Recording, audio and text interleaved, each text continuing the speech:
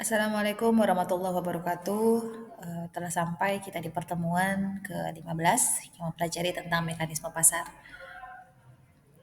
Dalam pengertian, mekanisme pasar adalah proses penentuan harga barang dan jasa yang terjadi akibat interaksi antara permintaan atau kita sebut dengan demand dan juga penawaran supply. Dengan mekanisme ini, harga akan berfluktuasi hingga mencapai titik keseimbangan, yaitu saat jumlah barang yang diminta sama dengan jumlah barang yang ditawarkan. Proses ini merupakan dasar dari ekonomi pasar bebas, di mana produsen dan konsumen berinteraksi untuk menentukan harga dan kuantitas barang yang diperdagangkan.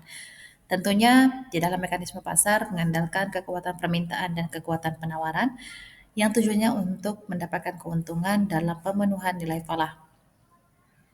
Jadi di dalam Islam, kita mengajarkan antara keseimbangan dunia dan akhirat, walaupun kita masih memanfaatkan adanya kegiatan pemaksimalan laba di dalam interaksi pasar. Di dalam cara kerjanya mekanisme pasar, itu terbagi kepada 3 hal: interaksi permintaan dan penawaran, penentuan harga keseimbangan, respon terhadap perubahan. Jika kita bicara tentang interaksi permintaan dan penawaran, berarti permintaan adalah jumlah barang yang ingin dibeli konsumen pada berbagai tingkat harga. Faktor-faktor yang mempengaruhi permintaan tersebut adalah melingkupi dari harga barang itu sendiri, pendapatan konsumen, dan juga preferensi konsumen. Lalu ada keterlibatan penawaran, yaitu jumlah barang yang ingin dijual produsen pada berbagai tingkat harga.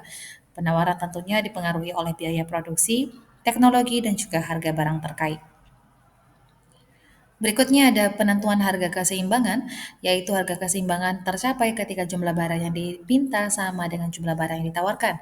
Pada titik ini tidak ada kecenderungan untuk mengubah harga karena baik produsen maupun konsumen puas dengan kondisi tersebut. Lalu yang ketiga, adanya respon terhadap perubahan. Jika terjadi perubahan dalam permintaan atau penawaran, misalnya peningkatan permintaan karena tren baru, maka harga akan beradaptasi untuk mencapai keseimbangan baru. Sebagai contoh, seperti jika permintaan meningkat tetapi penawaran tetap, maka harga akan naik hingga mencapai titik keseimbangan baru. Berikutnya kita bicara tentang distorsi pasar, berarti kalau kita lihat di dalam perspektif ekonomi Islam, artinya mencakup dari berbagai kegiatan atau praktek yang dapat merugikan nilai keadilan dan juga keseimbangan di dalam transaksi. Praktek-praktek ini tidak hanya menciptakan ketidakadilan bagi konsumen, tetapi juga merusak integritas pasar secara keseluruhan, menyebabkan ketidakseimbangan antara penjual dan juga pembeli. Di dalam ekonomi Islam, penting sekali untuk menjaga moralitas di dalam transaksi agar semua pihak dapat bertransaksi secara adil dan juga transparan. Nah, di dalam rekayasa supply dan demand itu nanti akan melibatkan kegiatan yang namanya bayi najasi, ihtikar, dan talaki rukban, sedangkan di dalam praktek penipuan melibatkan tadlis dan takhrir. Nyatanya, di dalam kegiatan distorsi pasar ini tentunya sangat memberikan dampak pengaruh kepada kuantiti, yaitu penipuan mengenai jumlah barang yang tersedia, quality, ketidakjelasan atau penipuan terkait kualitas barang, price, manipulasi harga melalui rekayasa permintaan dan penawaran, dan yang terakhir adanya distorsi pasar yang berdampak pada time of delivery, artinya adanya ketidakpastian mengenai waktu pengiriman yang dapat merugikan konsumen.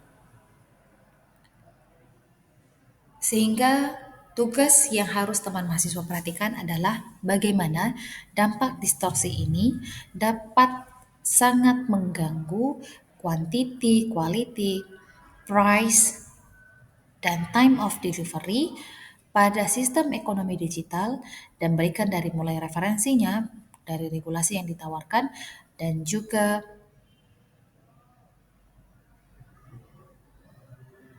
dari sudut pandang perspektif syariah. Demikian untuk segala perhatian dan pembelajaran pada kita pada hari ini. Selamat mengerjakan tugas. Terima kasih untuk segala perhatiannya.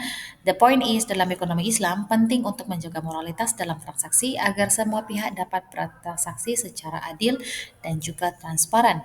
Sehingga di dalam mekanisme pasar memiliki banyak kelebihan dalam efisiensi dan juga inovasi. Mekanisme juga menghadapi tantangan seperti distorsi, fluktuasi harga yang dapat mempengaruhi stabilitas ekonomi.